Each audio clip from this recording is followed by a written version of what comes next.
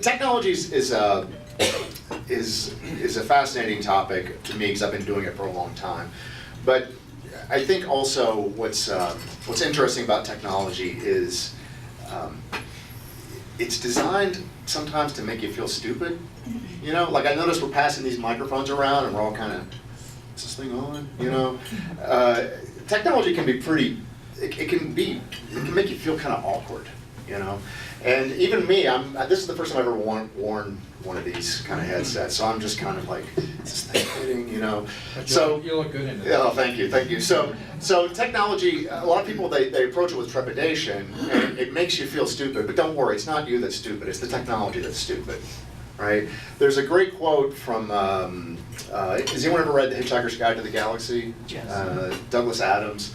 He made a comment that, you know, any technology that exists when you're born is just natural and normal. So if you grew up with a TV, well, of course, you know, there's always been the TV. Any technology that's invented before you're 30 is wondrous and fascinating and it points to this amazing future. And any technology invented after you're 30 is an abomination on civilization that's going to destroy us all. And even though I've been doing it for a long time, sometimes I feel like that as well, so you're not alone. This quote is from, let me see if this thing's working. Here's a new technology I've never used before. William Gibson wrote a book called Neuromancer back in the 80s that basically predicted what you could call cyber culture. He really sort of laid the groundwork for this whole idea that we can be connected at a global level. And he said this in an interview back in 1995, and I think it's absolutely true. There is tons of technology that most of us aren't even aware of that can make our lives easier and better, and part of my role today is to help distribute it a little bit more. So a little bit about me. I did, before I joined, I did real estate investing, which is about 1.5 years now I've been really focused on it. I came to the very first meetup that Adam put on, which I think was almost exactly 1 year ago, right? It was right after Thanksgiving, there was like 5 or 6 of us there, and it's been amazing to see how it's grown. But I was a music major, of all things, in college. I was not, you know, a computer science major, but I always had a facility with technology. Computers came relatively easy to me. And back in 1995 was when I had my first huge aha moment. So up to that point, I had used some online services, like, does anyone remember CompuServe? Yeah. Or Prodigy? Yeah, I used to use CompuServe. I used America Online back in like '92. They were, at that time, I was living in Chicago, and the Chicago Tribune had invested in them. And so they had this huge marketing campaign in all the Chicago Tribune newspapers. And I remember I used to go on there and, as is my habit, get into stupid arguments about trivial stuff. The interesting thing is they had chat rooms, and there was 3 topics that were the hot button issues, right, if you want to start a fight. So one was gun control, one was abortion, and one was Mac versus PC. And believe me, the Mac versus PC was the nastiest of those 3. So, but my first aha, I mean, I was using the services, but you had to pay like whatever it was, $2 a minute or some ridiculous fee you had to charge them. And I didn't really get on the internet as a consumer until about 1995. And it was on Thanksgiving 1995. For some reason that year I did not go back to visit my family in the South. And so I just kind of had the long weekend to myself. And I got on the internet and just started surfing. And I was like, oh, this is pretty neat. And then, wow, this is really neat. And then it just really hit me. This is going to be gigantic. This is going to be everywhere. It's going to be pervasive. Here's a little piece of information about me you might not want to know. Does anyone know Match.com? Mm-hmm. I was one of the first 10,000 subscribers to Match.com. I have a free account today because I was one of the first 10,000 because I signed up back in Thanksgiving of 1995. It was very lonely. I see you don't have a wedding ring yet. Yeah. How's that working out? Yeah. So I realized it was going to be big, and I was like, I got to do something. This is going to be big. I need to get into this, whatever it is. You know, I was working for a software company that did it's consulting. It was just we did big, dull, boring projects for big, dull companies. Using technologies that were 15, 20 years old.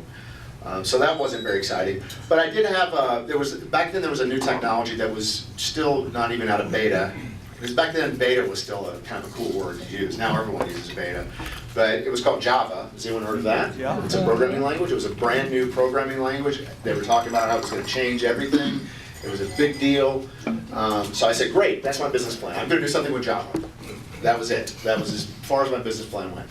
And so I just started asking around. I went on the message boards. I couldn't program in Java. I wasn't a very good programmer. So I just found some programmers and eventually started a company, eventually raised some money, pretty much on that business plan. Hey, I know Java, it's going to be big, give me your money. That kind of enthusiasm still carries through today. I mean, Silicon Valley's full of those kinds of stories. And I got lucky. It started out as do something with Java. What it became was email customer service.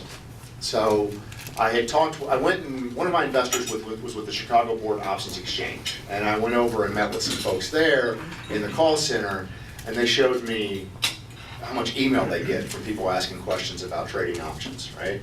And it was a mess. You know, they had just sort of a general inbox, and someone would log in every now and then and try to answer them as quickly as possible. And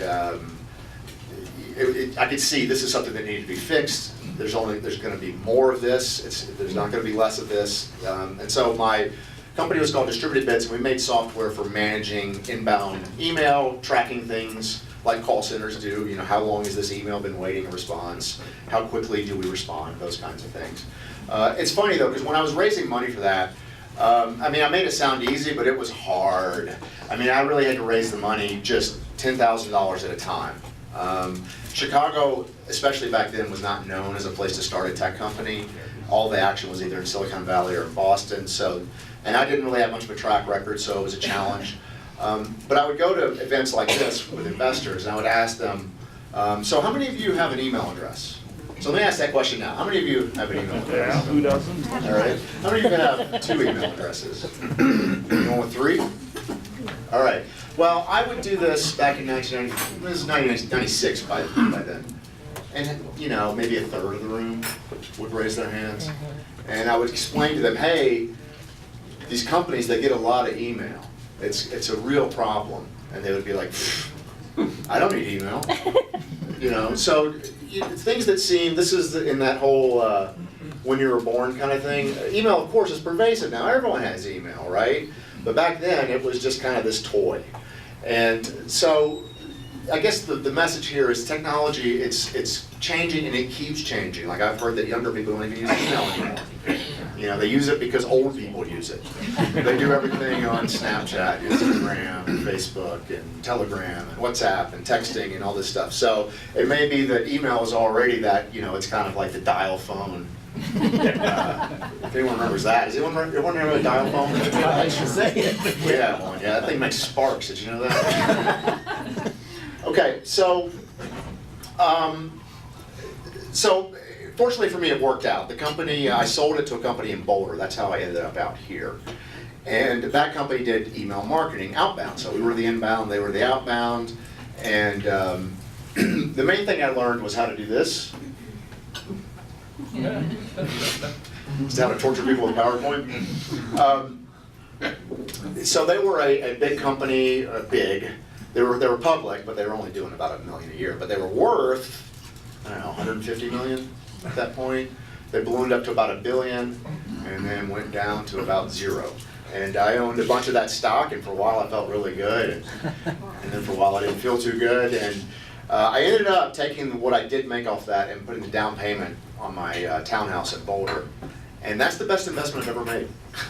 You know, it wasn't getting the stock in this internet company, it was just this little piece of real estate I bought, and it's done phenomenally well over the years.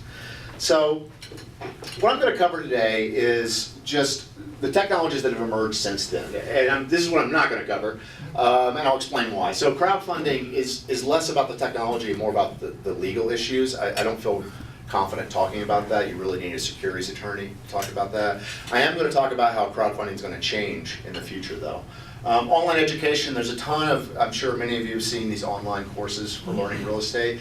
In my opinion, they're very uneven quality. Most of them have good content, but they're pretty bad at presenting the content. I feel like that's the next wave that has to happen, and it's not really worth talking about at this point. Virtual reality, I think, is a very sexy technology that hasn't quite found its way yet, but there are some people working on that. Social media, partly because I'm just sick of it. Is anyone else sick of it? There's too much of it in our lives, even though we do a bunch of it. There's experts who focus on that, and I get tired of talking about how cool Facebook is. SEO, there's much better experts than me on that, and then podcast, except ours. Just to give it one more plug, it's realbluespruce.com. So let's talk about what I am going to cover. So I talked at the beginning about how technology is the future is unevenly distributed. Most of what I'm going to talk about is not necessarily real estate specific technologies. There's a few out there. I mean, the most obvious example is something like Zillow. But most of it is stuff that is already in use in other industries, or just personal productivity technologies that I feel like, in my experience in the industry this last 18 months, it feels like real estate in general is a little behind the curve. So I'm mostly going to be talking about stuff we already have. So that's going to be finding deals, process management, mobile, security, productivity, and then I will have a really nice section on the future. So let's just get down to brass tacks. How many people have a website for your business? How many of you would say your website is really good at what it does? That's true, most people. You can ask that question any year from now on. Like, for the last 20 years I've been asking that question, and I think another 20 years it's going to be like that. So when I got into this, even though I've built dozens of websites, I've written hundreds of thousands of lines of code in my career, when I got into real estate, I said I'm absolutely not going to build a website, because if I get sucked into that, I'm a tinkerer. I love to play with the code. If I do that, I will go down the rabbit hole for weeks, building something that may look cool to me, but it really isn't that useful. So if you're doing a website, especially for something like fix and flip, where you're trying to attract buyers, there's products out there. Now this one's called Lead Propeller. That's the one I use. There's others. The one that comes to mind is called Investor Carrot. I see that one around a lot. I'm sure there are many others. This is just the one I happen to use. The thing I like about it is it's fast. I got this website up in about 10 minutes. I had the video later, but they've got templates, they've got everything you need. It's just point and click, and away you go. So I would say anytime that you're thinking about doing a website kind of project, look around before you pay someone to do it. See if you can find a product out there that already does it. And the odds are you probably will find it. So that's just a really good, simple example of that. Now another one, has anyone used FlipComp here before?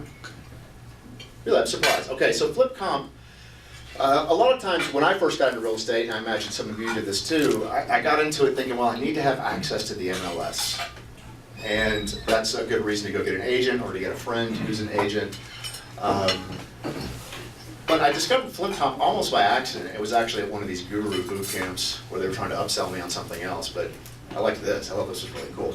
So FlipComp is basically MLS access. They don't really talk about it here, but it's actually a project of the National Association of Realtors.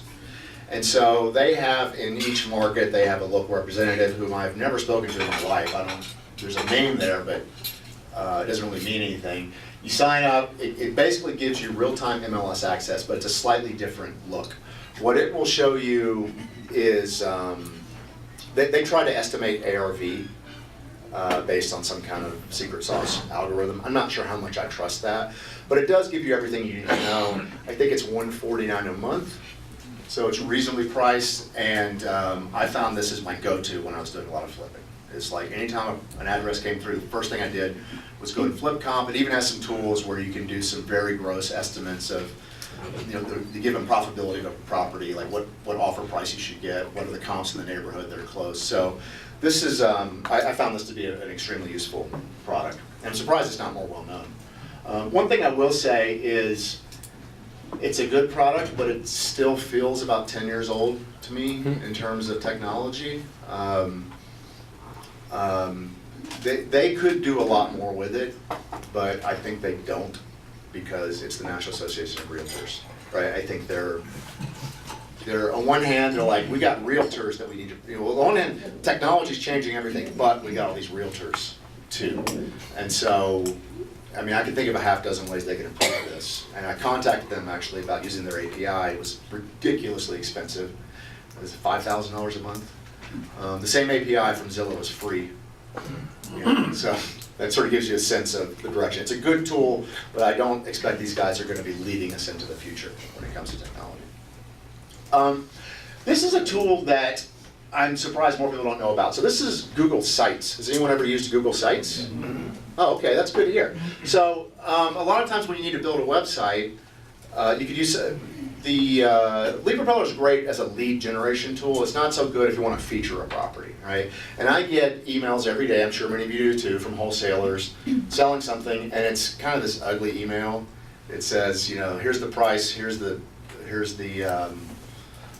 you know, how many bedrooms, here's what the ARV is, click here for pictures, and it takes you to this kind of this ugly Dropbox thing. This is free, and it's extremely powerful. So on the left side, or rather the right side there, I highlighted, you can embed all kinds of things in here. So I just very quickly, I put this together in about 10 minutes, just to show it in actions. And this is in the edit mode. Normally it's, when it's published, you know, it looks like a normal website. So you can put a headline here, you can drop some text in here. I just copied and pasted this from a wholesaler email I got. You can drop a map in there that points directly to it. If you want to put a video in, there it is. You can have a calendar that shows when you're going to be showing it. If you're using Google Docs or slides or sheets, you can embed those. So, for example, if you wanted to put a financial model of how you should think about this property, that would be a good use, is to use Google Sheets like that. So, again, it's a free product. It's underutilized. You don't really hear about it much, but it's fantastic. I mean, I'm using it here for real estate, but obviously you can do it for anything. You can use it for a birthday party announcement, you know, whatever you want to use it for.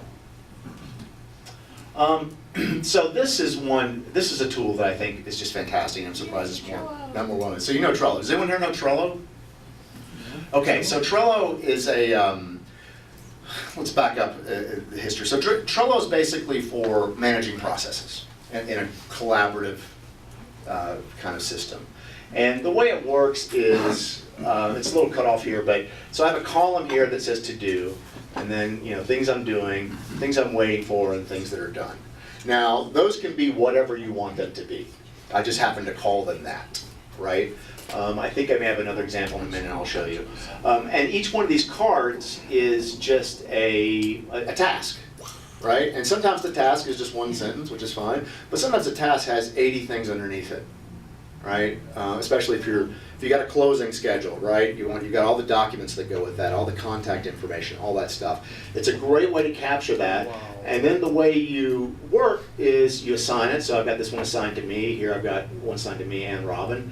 And then when I move it into the doing thing, I just drag it over, it pops over here. And then when if something's waiting, then I'll drag it over here, or I move it to done. It's fantastic. Your far left column is comments?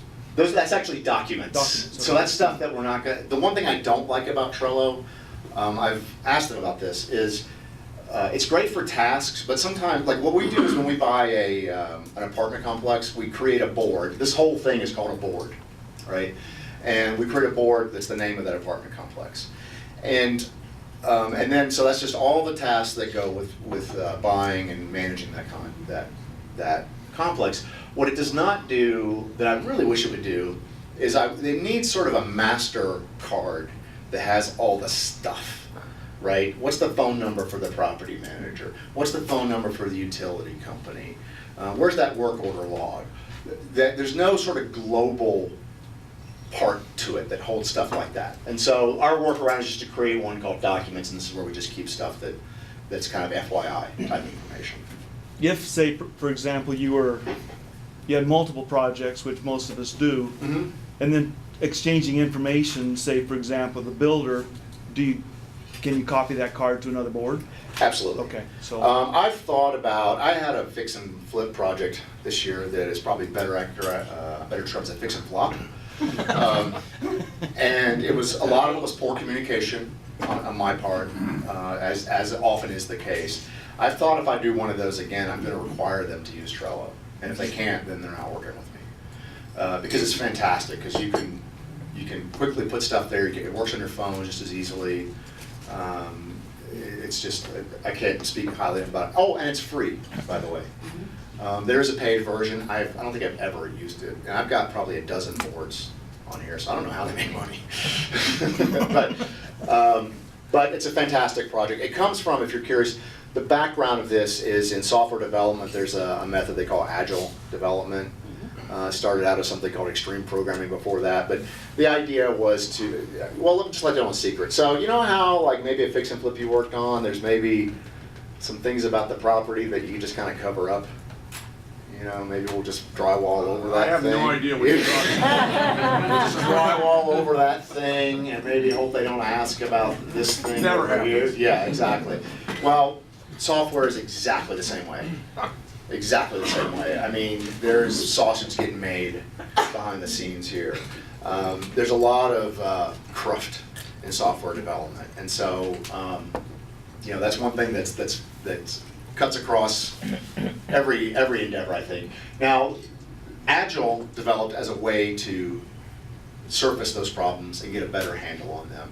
And it's a card-based approach. It originally started out as it was literally just a whiteboard, and you would write cards explaining what you needed to do. You put it on the whiteboard, and then you move it across, and then people started doing software versions of it. Trello is a very simplified version of that. There's some more advanced ones that you'll see used in very large projects.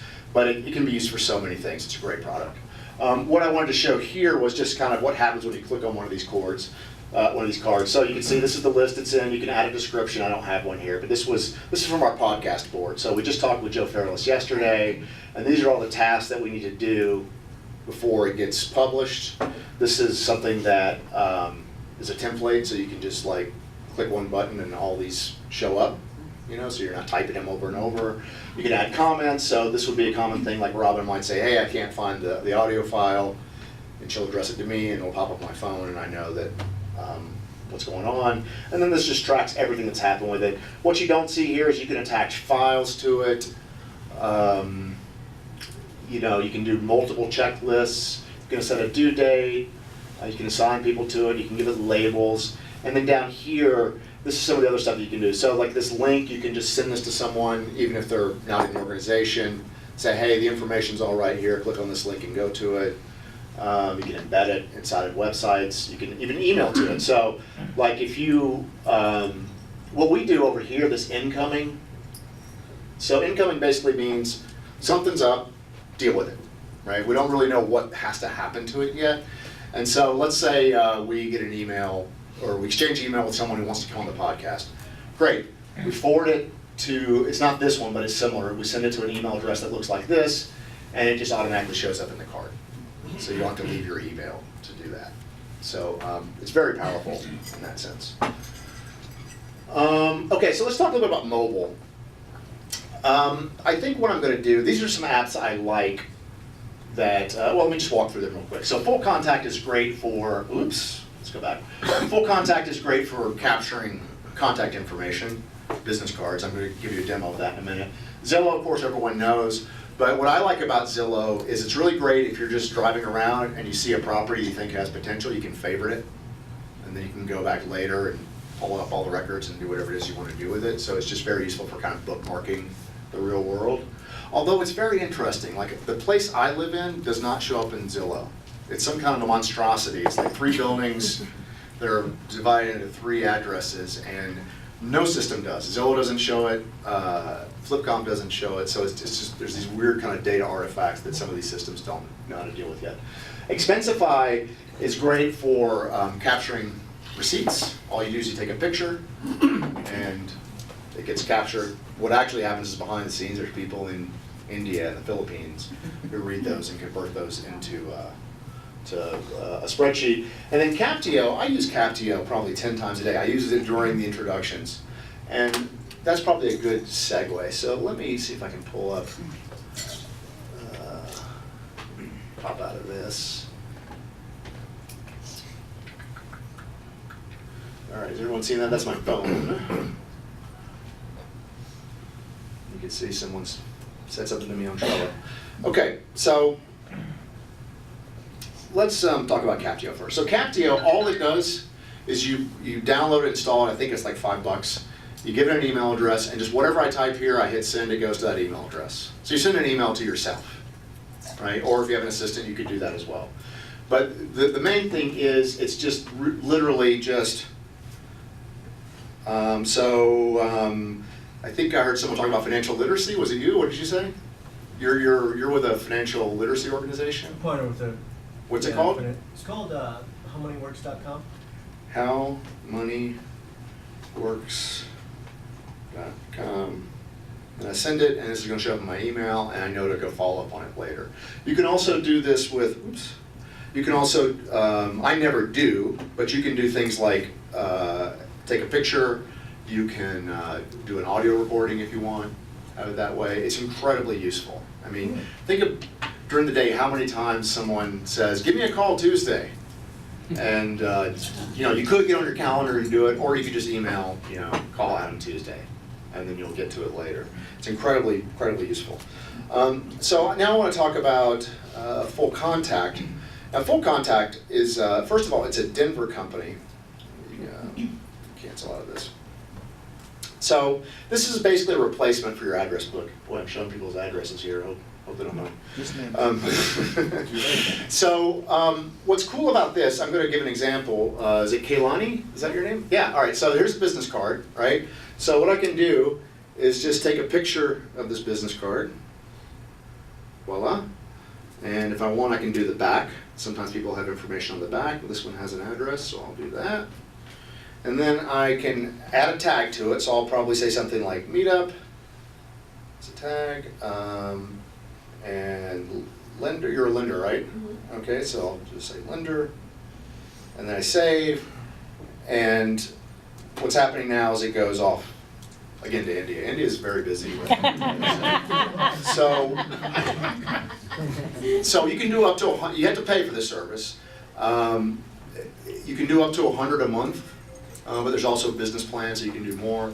But the real value of this is not just that I've got another app on my phone that I got addresses in, right? It also connects to all of your other sources. So I've got 3 Gmail accounts basically. It connects to all of those, and it sucks in all that information. I've got the address book that's on my computer, connects to that, pulls that in. It doesn't connect directly to LinkedIn because LinkedIn is kind of annoying, but you can, they don't allow it, but you can download LinkedIn and import it.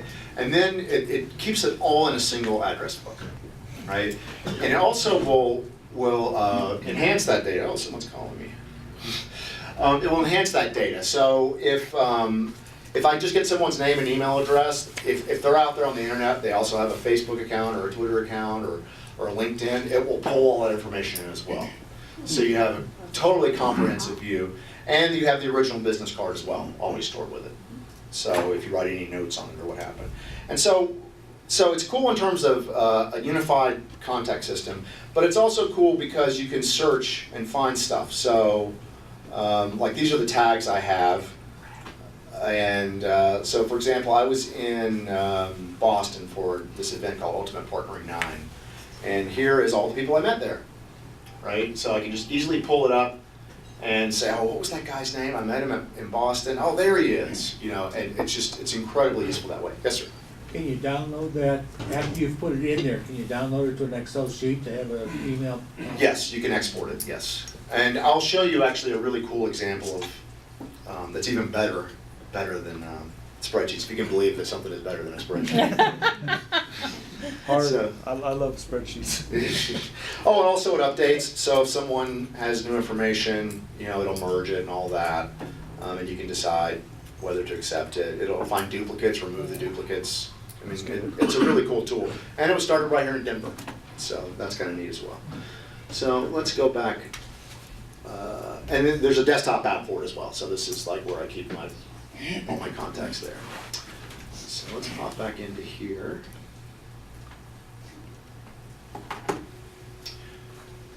Okay, so I did talk about all of those. So, and this is what I was showing you a minute ago. Here's a screenshot that kind of shows it, and it's pretty neat. Now, I think this is the best mobile technology ever, and I'm surprised more people don't use it. Does anyone here have AirPods? How many people have AirPods? 2 of them. All right, where am I? Here's my AirPods. I've got these AirPods. These are fantastic. They're from Apple. You put them in, it's got great sound, you can talk while you're driving, you don't get they're incredible. And this part on the right is a little suction cup to hold my phone up in my car. Right, I originally got that because I was driving for Lyft for about a minute, and I want to be able to see, because people are hailing Lyfts. But when I get my car, I just put my phone there. I put these things in. I'm driving along. The phone rings. I see who's calling. On the way over here, I got 2 telemarketing spams. Decline. Didn't have to pull my phone out to find it. I can double tap here and say, give me directions to the Egg and I, and it'll show them on the screen there. I can say, call Adam. We'll do that. I could be listening to music and double tap and it'll stop it. Or if I'm listening to music and I just take one out, that stops it too. So if you're walking your dog and someone says something to you, you just have to pull it out. And you don't have to fumble for where's the stupid pause button on my phone. That kind of thing. So this is incredibly useful. I mean, especially if you're like me, if you're doing a lot of or like I was, I'm not doing it so much now, but for a while I was always driving around looking at houses, and so it's great to have everything at my fingertips and not have to constantly be digging for my phone and, causing traffic accidents in the process. Okay, so the question you'd asked about exporting to a spreadsheet, or this is a great tool that can do that for you. So this is Zapier, Z-A-P-I-E-R. They are a Silicon Valley startup. And what they do is they've got all these apps, and I think they've got over 500 now. There's hundreds of them here. And you can search for them. So I searched for Trello and Full Contact and Facebook, I think. And then you can knit these apps together without any programming. And let me show you what that means in practice. So when I took your business card picture there a minute ago, once that's transcribed, it's automatically going to go into a MailChimp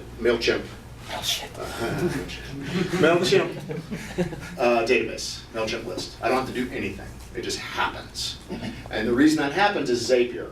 So with Zapier, you can basically create workflows. So the trigger here is a new business card, and the action here is to add or update a subscriber. And this is just giving me a preview of what sample data looks like. And this is just a really simple example. There's dozens and dozens and dozens of things you can do. You can have it where every time you sign a business card, it creates a Trello card for you so that you know to follow up with them, make a phone call later, that kind of thing. It's incredibly powerful. There's another one called If This Then That, or IFTTT, I think. Yeah. That's similar. It's geared more toward consumers, but there's some overlap. With that one, you can, for example, have it scrape Craigslist for you every day and notify you when a new for sale by owner ad is posted. And it'll email you. I did that when I was looking for a new car a few years ago. I knew what kind of car I wanted, and so I just had it. I was trying to decide between an Infiniti and a Lexus, and I just had it email me every time I knew Lexus got posted. You don't have to be a programmer to do these. No. Anyone can do these. If you're a little uncomfortable with it, find that nephew who's good with the web and have them try it out, because it's really cool. I haven't even scratched the surface. We're using it a little bit in our business. We could be using it a lot more. It's just we haven't. So now this is one I've not seen anyone talk about in real estate. Has anyone ever heard of Amazon Mechanical Turk? Oh, we have a few. Okay, great. So this has been around for 15 years, at least. It's been around a long time. The Mechanical Turk, it's a play on, back in the 1800s, the 19th century, there was some inventor who claimed to have invented a computer that would play chess, right?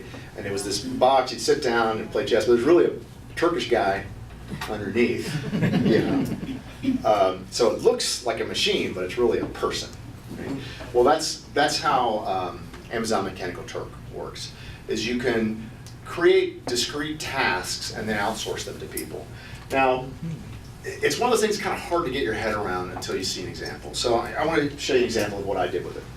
So here's what I did. I had read somewhere that eviction notices, if you can find a property owner who just had to evict someone, that's a good time to buy. And it took, where is it? About 20 minutes. The average time was 39 seconds each. And they're not necessarily in order. I mean, I think they'll just parse them out as people are available.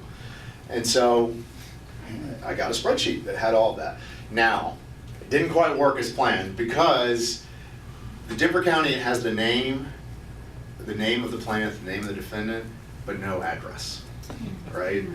So then I looked at using a data append company. So a lot of times the plaintiff is a landlord, and oftentimes that's something LLC. So that's not real useful. The plaintiff, I thought, well, maybe I can take the plaintiff record and look them up somehow.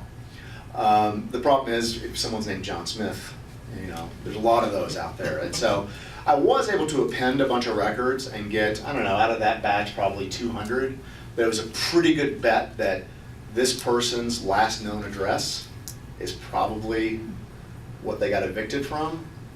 But I didn't follow through. So if any enterprising person here wants to try that, I think I still have that data somewhere.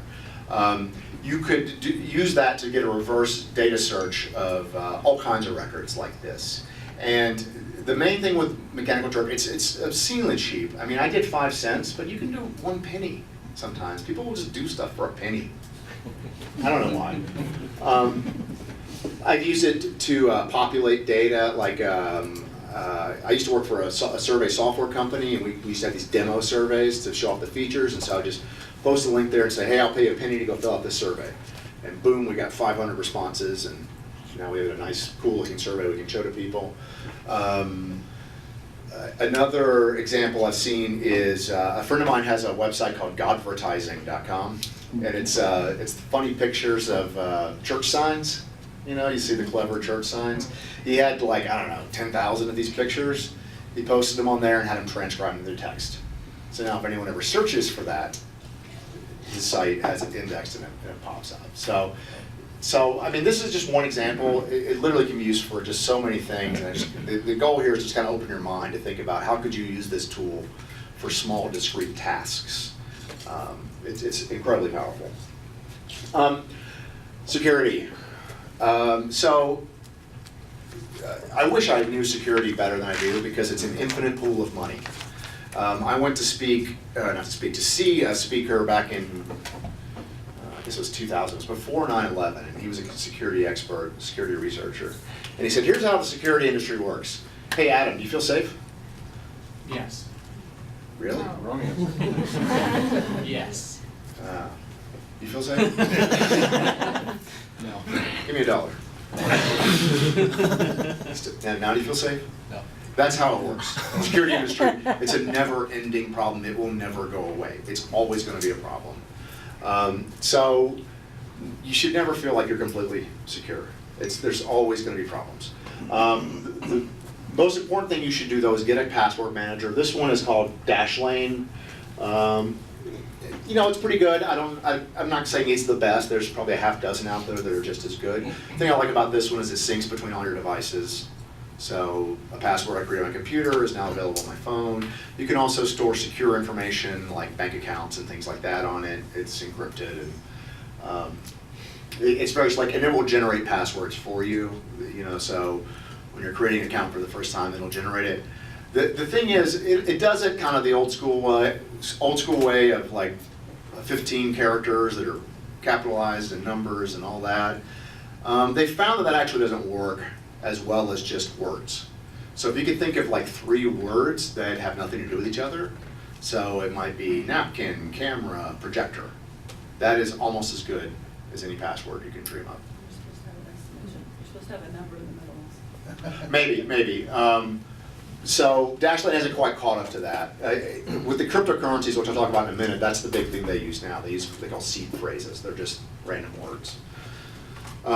In terms of viruses and that kind of thing, I'm not an expert on that either. I've kind of blissfully been sailing along to have a Mac. My Mac isn't targeted as much as PC apps. That's changing. It's funny because I do have an app called Prey, which is Prey that monitors your app for stuff, your computer for stuff like that, and you can register all your devices with it, right? So I've got this computer, I've got my phone on it. I have an iMac that I sold about 2 years ago that every now and then I get an email from Prey saying your iMac is back online. So somebody, they did not disable that software, and I guess technically I could crack it if I wanted to, but I'm a good guy. Who here likes email? Who here gets too much email? Yeah. All right. So, I remember, this is so funny, because I remember when I was saying, guys, you should invest in email, it's gonna be big, and all these investors were like, it's just a toy. Now it's killing us, right? So I want to talk about some techniques for managing it and some tools. So the first thing is, how many people have Gmail here? Okay, Gmail is very popular. This is called Inbox from Google. It's like a stripped down version of Gmail that has some nice features. There's some things it doesn't have that I wish it did have, but I'll show you exactly why I like it. So first of all, this is just a tip. Create a folder called unsubscribe and create a filter that looks for the word unsubscribe and puts it in that folder. Right away, your inbox is going to crunch up to 10% of what it was before. And then you can just go look at all the emails and spams you got and just decide, is this worth reading? Usually no. But that way you don't have that crap coming into your inbox every day. What I really like about Inbox though is they have a snooze function. So I might get an email from someone that's like, I don't need to deal with this today. It's about something that's happening Tuesday. Let me just snooze it until Tuesday. And then it just disappears, and then it comes back Tuesday. It shows up in my inbox again. That's incredibly useful. I do that a lot for stuff that maybe I don't want to think about during the week, but on the weekend when I have more time, I'll just snooze it to the weekend. You can see it's got some standard ones this weekend, later this week, tomorrow, whole tool. But I think also a lot, people can be more effective with email just by learning the shortcut keys. How many people here use shortcut keys on your computer? So a lot of people know Control-C, Control-V. In Gmail or Inbox, if you just put Shift question mark, this will pop up and it'll show you all the shortcuts that are available to you. So for me, 95% of the time, what I'm doing is I'm either typing C to compose, so C, pop.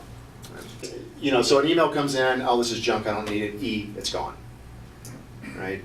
And if you start thinking that way, the 95% of what I do is write, archive, or search. Those are all 3 shortcut keys, and getting in the habit of using those can really, you'd be surprised, it can really just speed up the way you process emails. You're not constantly pulling the thing, and pulling down a menu, or clicking on something, it's just right there, yeah. So, we often say happiness is passive cash flow, but also inbox zero is happiness. How many people here have more than 10 emails in your inbox right now? We have more than 50. I'm not going to tell you. Yeah, exactly. So, Zero. I read a book called Getting Things Done. Does anyone here know that book? Yeah. I read that about 10 years ago, and back then I was using Outlook, and I had, just like everyone else, I had a whole bunch of email. I just went in and deleted all of it, and it felt so good. There's this anxiety that comes with that. Like, oh, but wait, I might need that. If you need it, it's going to come back, right? If someone's waiting for your response and they don't get it, they'll email you again. So once you sort of learn to archive, delete, file. Once you get to that, this happens to me all the time. I get to inbox zero, at least a few times a week. I rarely have more than 10 emails in my inbox. What's the difference between archive and delete? I'm sorry? What is the difference between archive and delete? Is it the same thing? Archive and They are the same. I used to delete a lot because I hated, when you get a lot of these, I don't know, Bed Bath & Beyond, companies like that, they send you one every other day.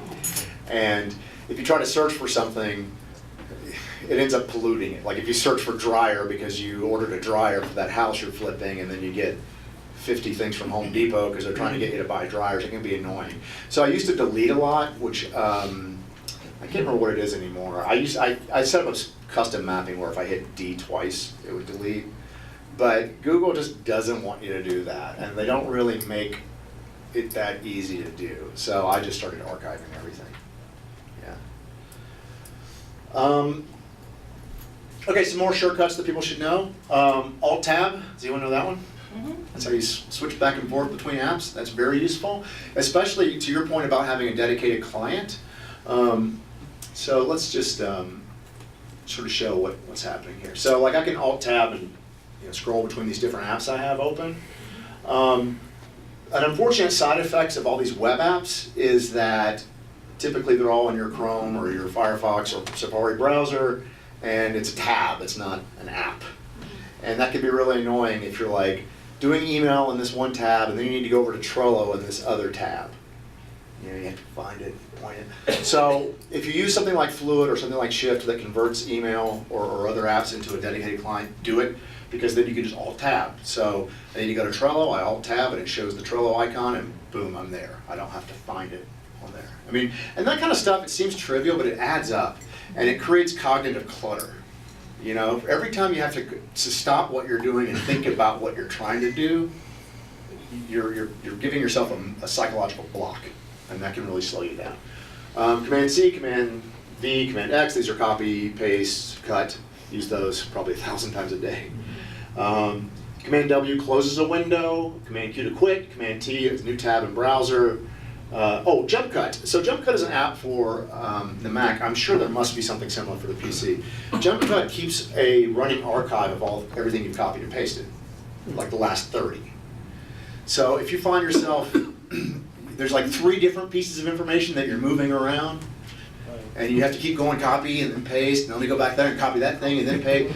Well, you can just copy them, bang, bang, bang, and then so that you have those 3 just all in memory and you can cycle back and forth. It's incredibly useful. I use that all the time. It's just so useful for when you're copying and pasting. One thing I really hate about apps these days, Google does it with Inbox and Gmail. They make it so hard just to copy an email address. You ever noticed that? Like, you got a from, and you just want to copy that thing, and it pops up, and then it goes away, and you're. Why do they make it so hard? I don't know. I've long thought Google needs to give me a call because they're screwing up. Text Expander, I believe that's available on both Mac and PC. Text Expander is a tool for creating shortcuts for words or phrases or even entire paragraphs.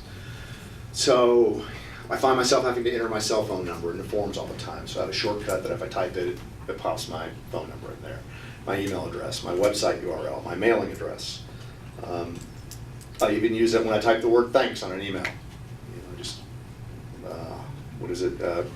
Parentheses T, and bang, thanks is filled in. So it's very powerful for stuff like that. And you can also do it if you have to send out a lot of kind of canned responses, or you want to say, Dear Bob, thanks for your inquiry about the house address. We look forward to seeing you on Tuesday, November 25th. You can create a template for that, and then it'll paste all that in, and then you can just cycle through and fill in the blanks. So it's extremely useful for that kind of thing. Another one is Cheat Sheet, which is free on the Mac. All that does is for any app, if you're trying to learn shortcut keys, if you just hold down the Command key, you hold it down for about a second, it'll pop up and show you whatever app you're in, all the shortcut keys. So you can learn them faster. So let's talk about weapons of mass distraction. I did a Google search for distracting apps, and this image came up, so I decided to use it.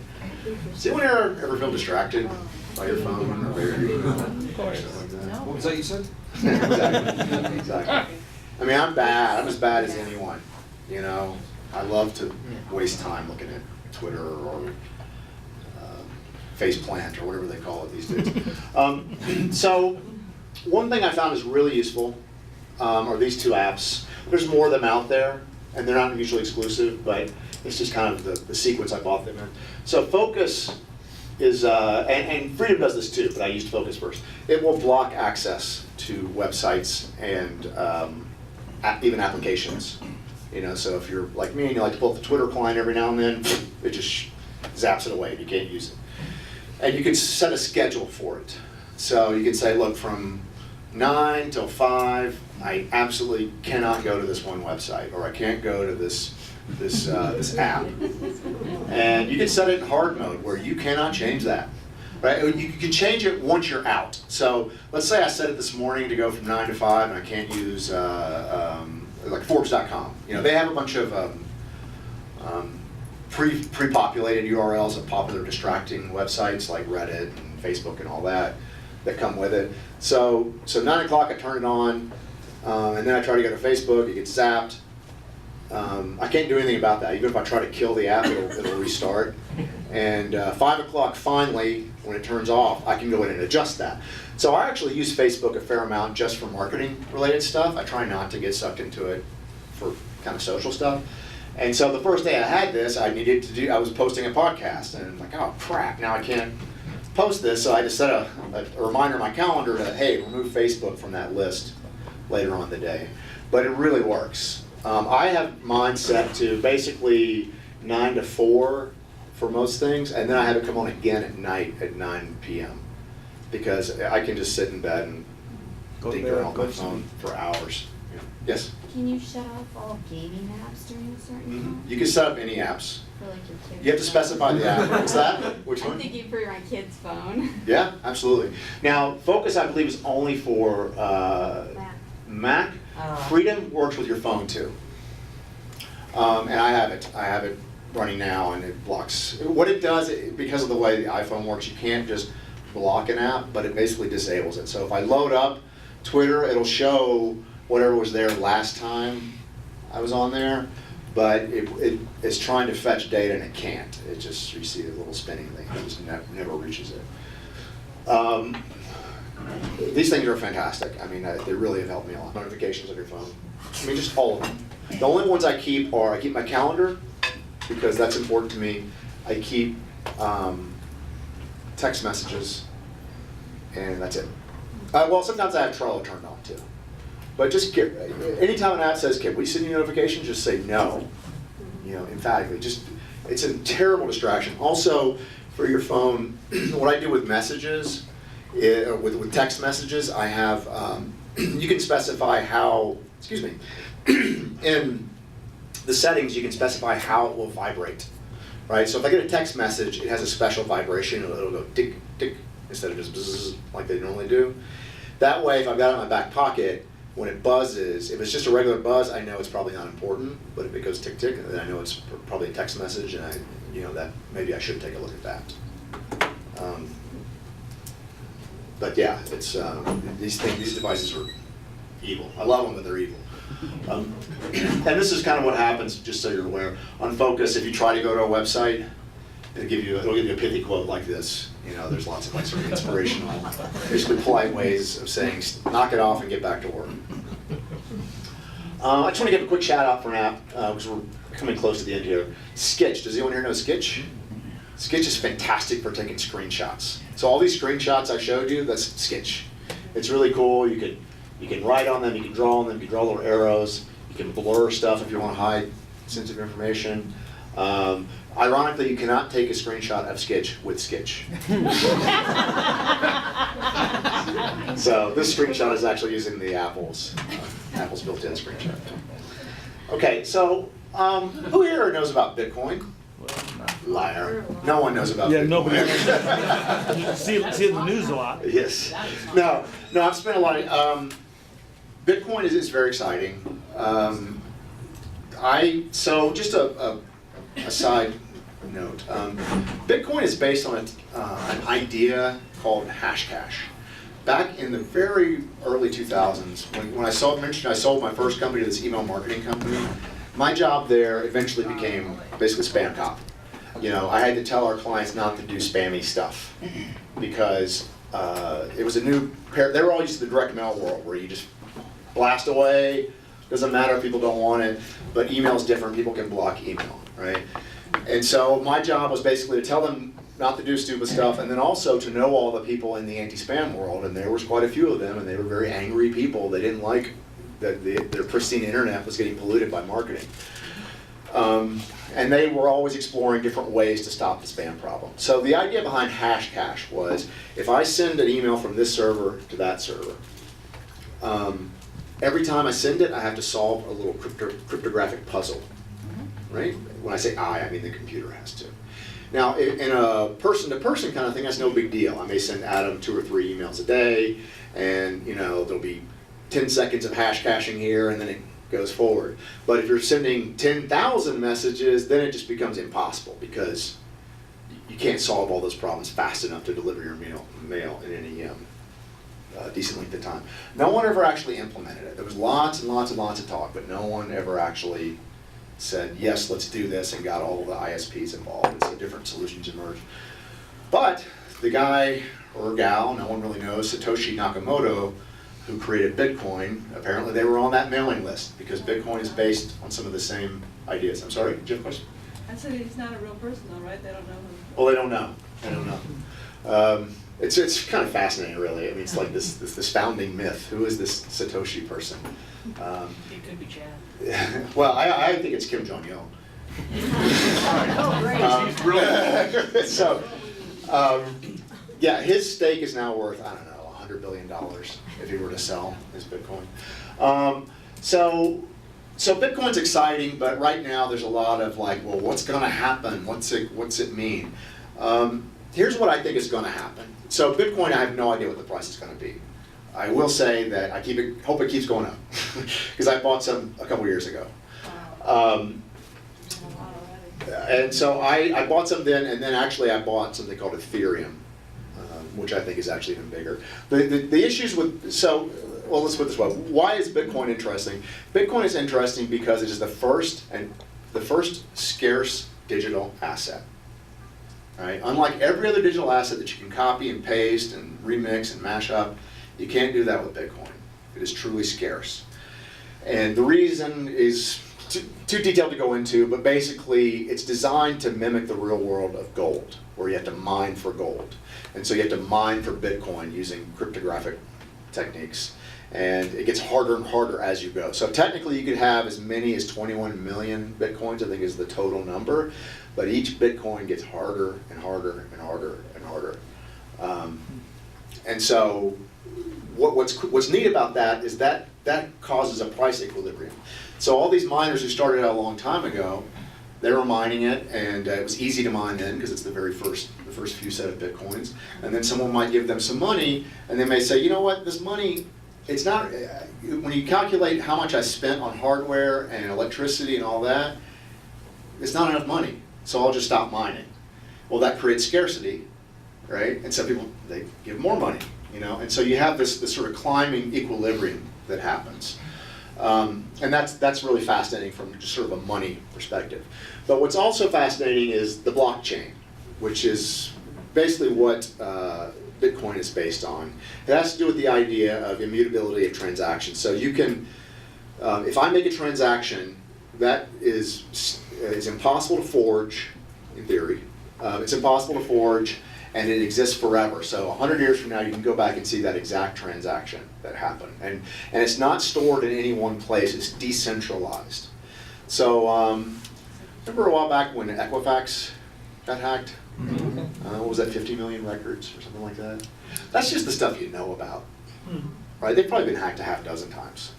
You know, the only reason we know about, they don't announce that stuff. It's because people who investigate this stuff figure out it's investigative journalism. So my belief is that eventually Equifax and all the others, they're either going to build their own or someone's going to come along and replace them and use the blockchain as your credit report. Because then you don't have the fraud, it can't be stolen, you can secure access to different types of information through it.